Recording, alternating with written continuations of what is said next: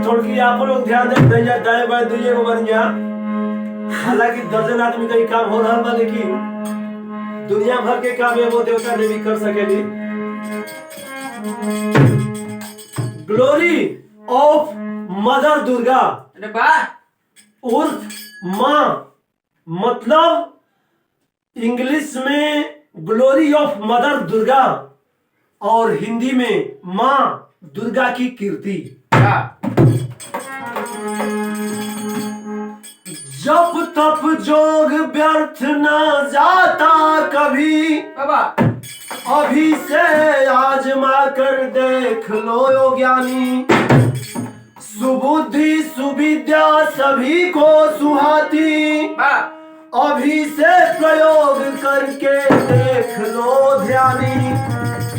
कुबुद्धि कुविद्या कदापि न भाती, दानवेंद्र महिषासुर हुआ है अभिमानी।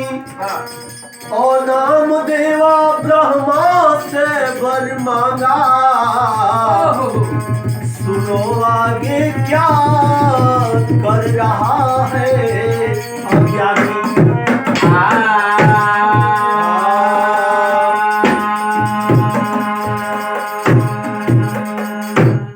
बहुत अच्छा, आप लोगन के बीच में हर तरह से हर रंग के कलाकार हमार चैनल अनाम देवा पांडेय से जा रहा बरन।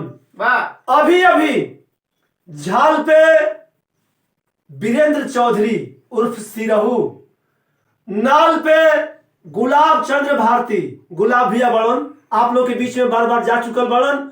अगर पहली बार हमार चैनल आप लोग देख रहा बानी तो सब्सक्राइब करी, अब बार बार देखी, लाइक करी, कमेंट करी, शेयर करी। बहुत मजा आई हमन के, आपे लोग के कृपा के चलते, आप लोग के भी मजा आई हमन के मेहनत के चलते।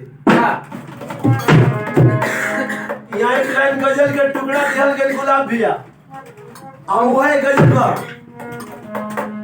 पागल नजरे, पागल नजरे, पागल नजरे, पागल नजरे, दिल दीवाना लगता है, लगता है। पागल नजरे, दिल दीवाना लगता है, लगता है। पागल नजरे, दिल दीवाना लगता है, लगता है। अरे बात सुनी, महिषासुर तपस्या कैले बा, जब तपस्या कैले बा ब्रह्मा जी प्रकट भइलन, आ ब्रह्मा जी आकर के कहलन परम ब्रूही वरदान बोलो।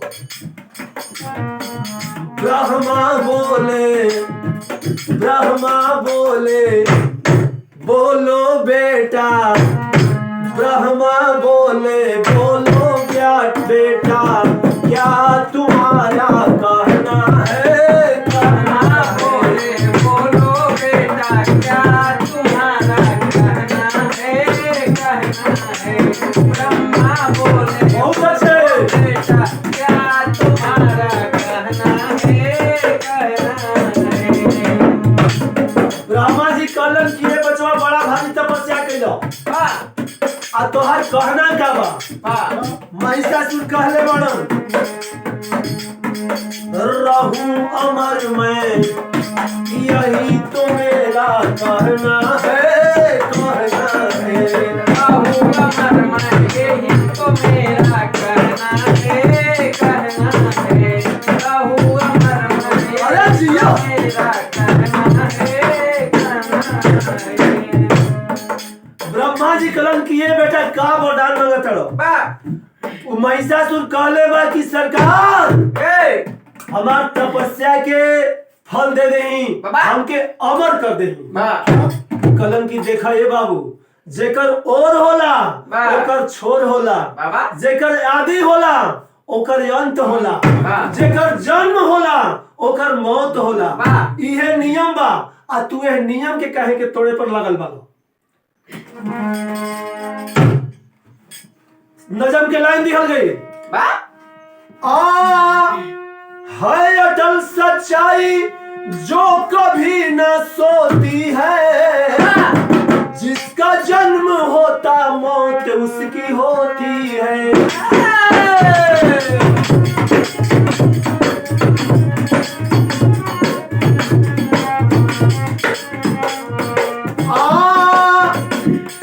बाबा की बात सुनकर महिषासुर सकुचाया है, अपनी भक्ति न गवाऊं वो मन में चढ़ाया है।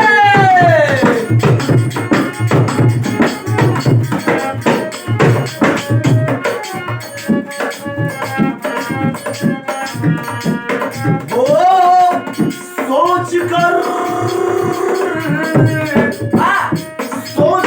कहा कि पुरुष नहीं मैं नारी से मरूं, तथास्तु सुन के सोचा अबलों से क्यों डरे।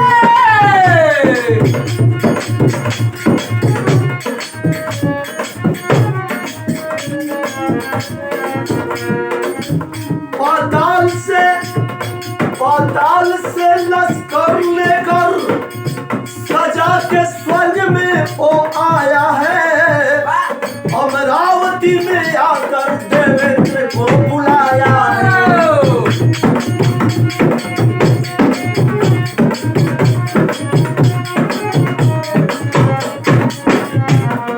जी बाबू, तेरी बात समझ लो, जौने घड़ी महिषासुर के ब्रह्मा जी कलन की देखो हो और छोड़ जन्म मृत्यु ये सब प्रकृति के नियम हो। अरे वाह ए नियम के तोड़े खातिर कोनो तपस्या पूजा या जप तप ना होला। वाह जब तप पूजा तपस्या पाठ हवन पूजन कुछो करो वाह लेकिन प्रकृति के नियम के सुरक्षा करो।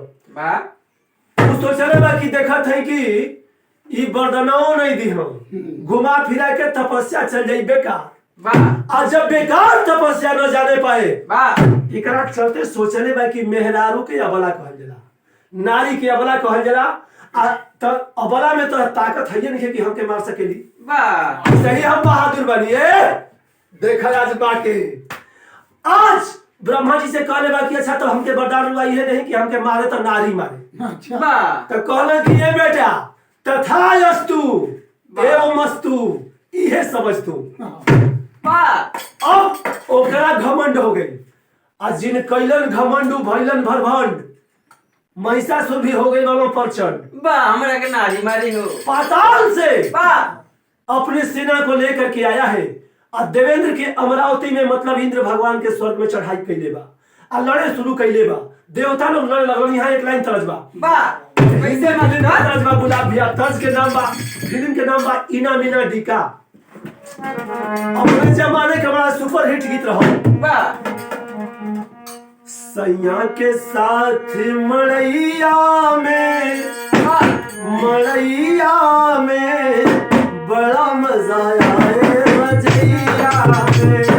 सैया के साथ मड़ैया में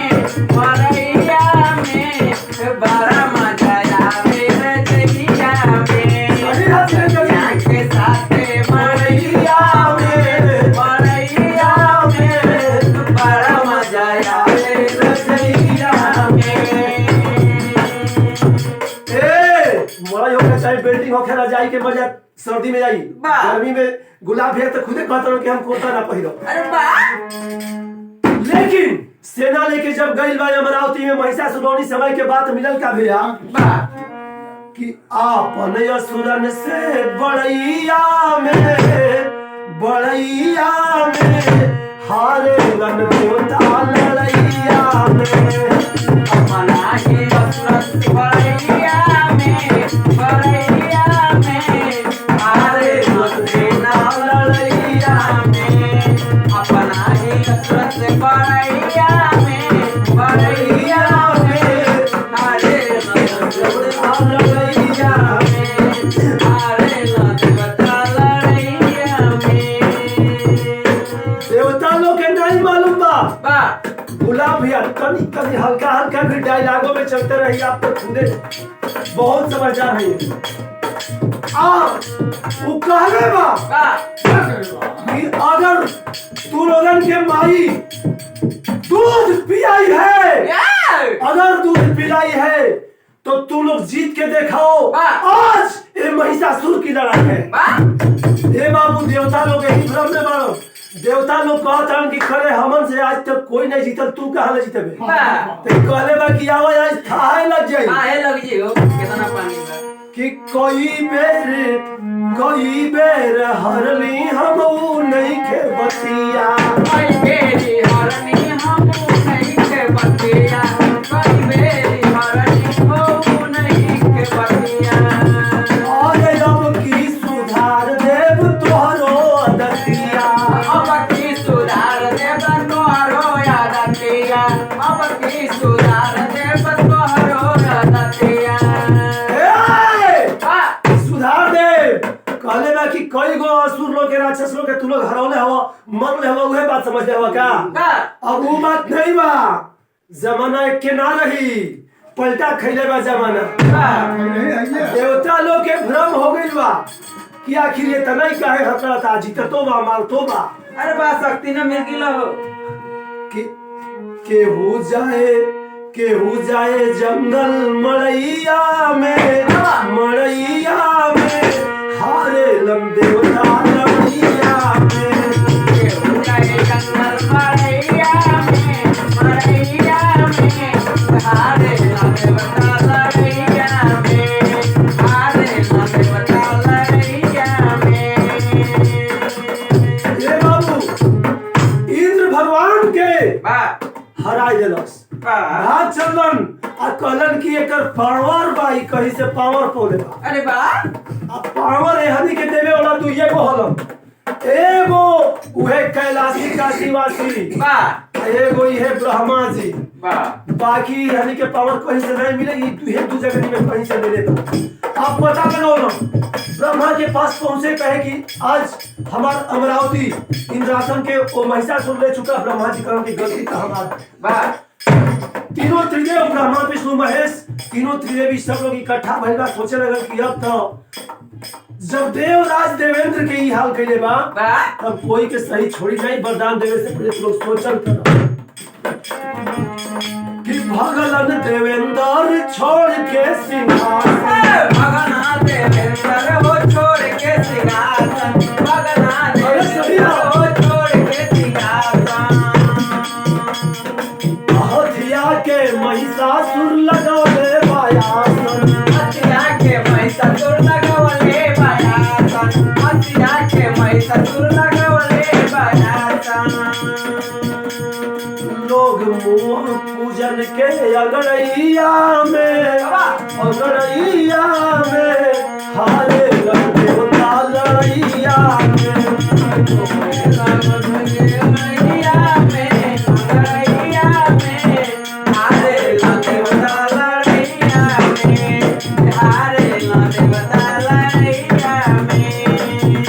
ए बाबू आज देवता लोग जब हारे लगलन गुलाब भैया वीरेंद्र जी जब वो लोग हारे लगलन तो सोचे लगलन कि अब एकरा से बरियार कोनो राक्षस नहीं है। अरे बा ऐसे कि सब देवता लोग के हरौले बा।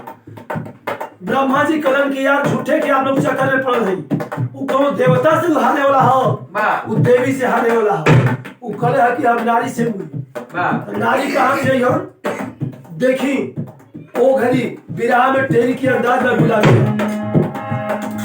अरे आपदा को आप हर लीजिए हे भोले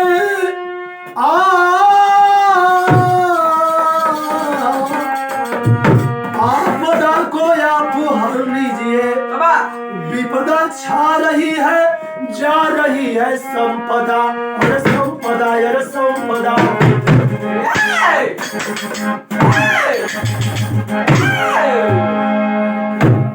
लोग तीनों त्रिदेव एकत्र हुए ब्रह्मा विष्णु महेश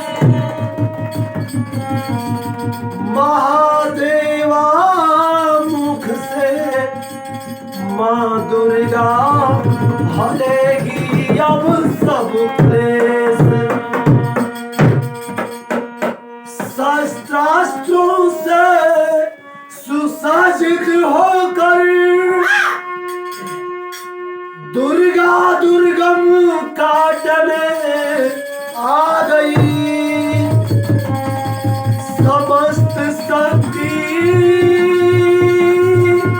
स्रोत हो माता तुम संतों भक्तों को भा गई।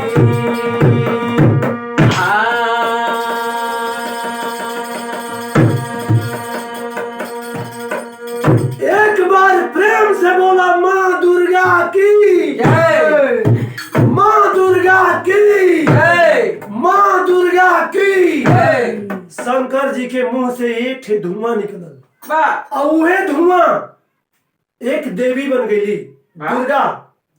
लोग कहल कि वो पूछली कि सरकार आप सब लोग के प्रणाम बा ऐसे कि हम आप लोग के कोई की नहीं देखत नहीं आप कोई की देखत नहीं आप लोग के एकर मतलब कि आपे लोग की इच्छा से हम आइल बानी हम कहां से नहीं कैसे नहीं का हमके करे के हो हमार नाम का हो हमार काम का हो बा लोग कहल कि दुर्गम काटे खातिर तोहके पैदा कइल गेल हो तू दुर्गम काटे खातिर पैदा भइलू हो यही से तोहार नाम दुर्गा रही बा आ सबसे बड़ी बात बा कि महिषासुर के वध करो तो कहली कि हमरा के और कुछ आप लोग ले दे कि बस वही से हम लड़ जाई हिमालय बाघ दहलन शंकर जी सर्प दहलन विष्णु जी चक्र दहलन, सभी देवता लोग सभी शस्त्र अस्त्र से सुसज्जित कर दिए।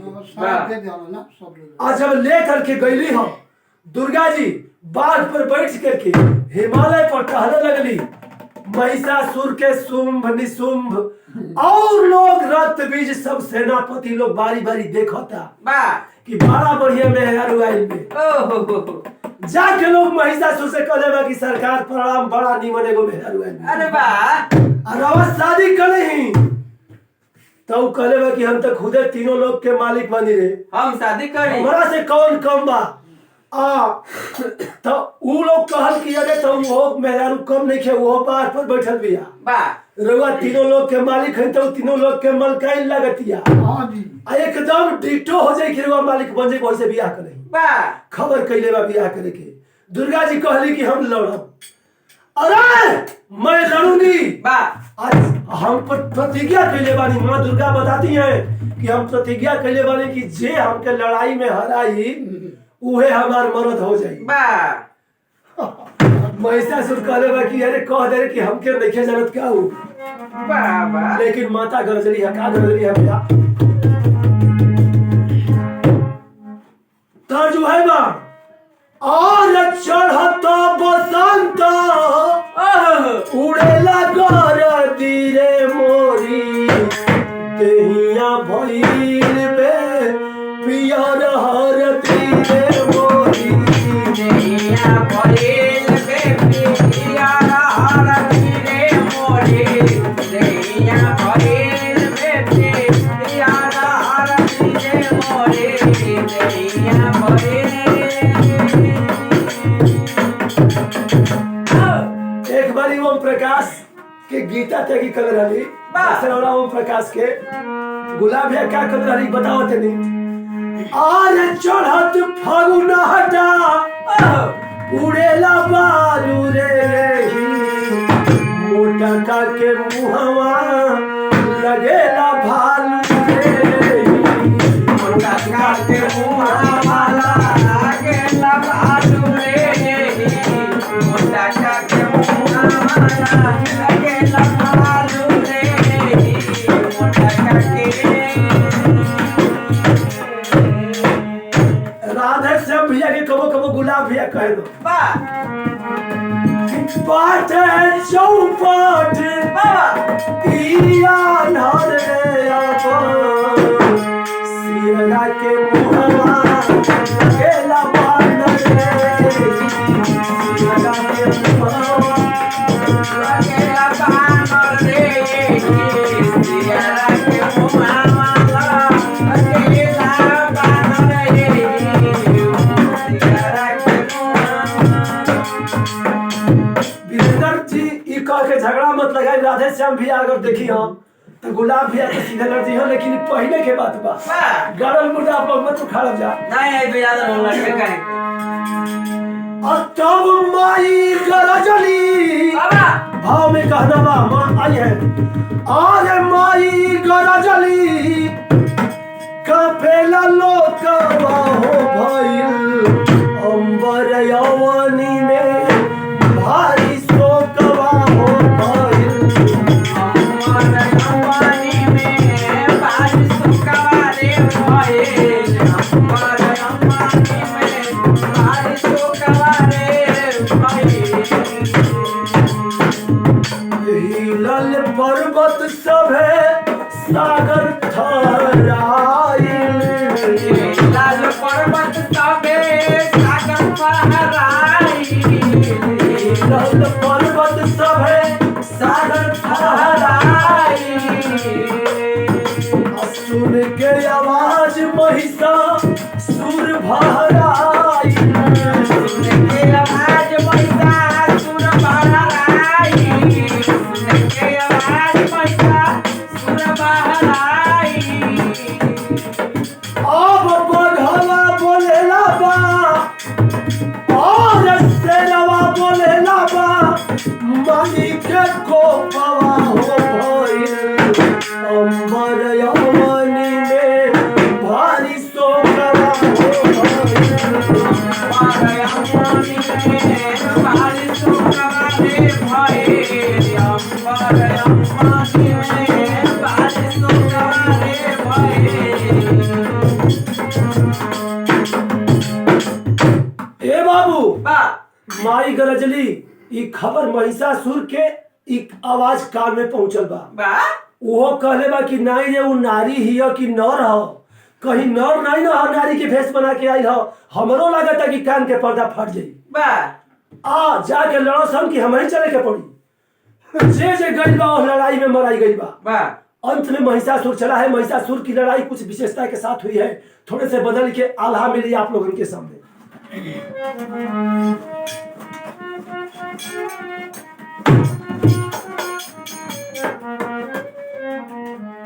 महिषासुर ने तलवार निकाली, अरे मां मुकाबला करती महिषासुर से। गढ़वालिया हवा गुलाबिया सजा कर तनी मनी। मां मुकाबला करती महिषासुर से, अस्त्र शस्त्र नहीं बरसाए। महिषासुर ने तलवार निकाली, सैनिकों से लिया घेरवाए। मां को सबसे निकाली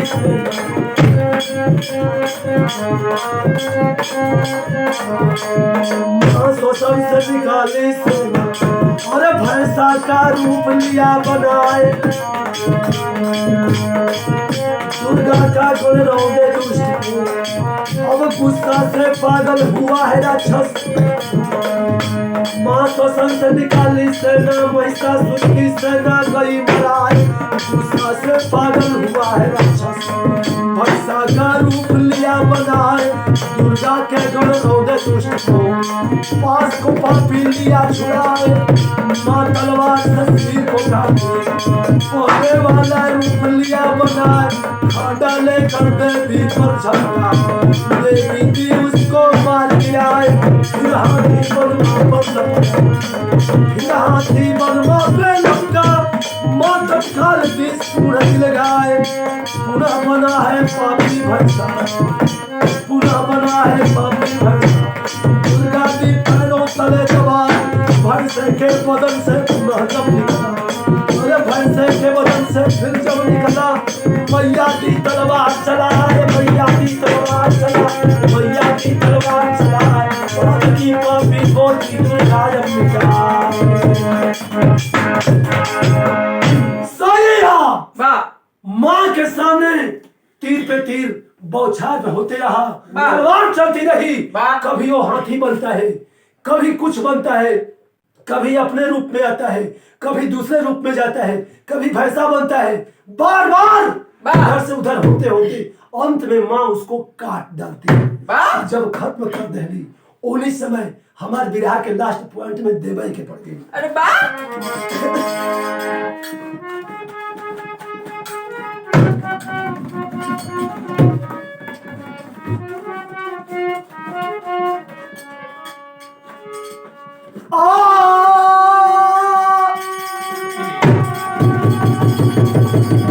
अरे सुरनर मुनिजन करेलन जय जयकार जननी। आया अपन बेटवन के करी हो दुलार जननी।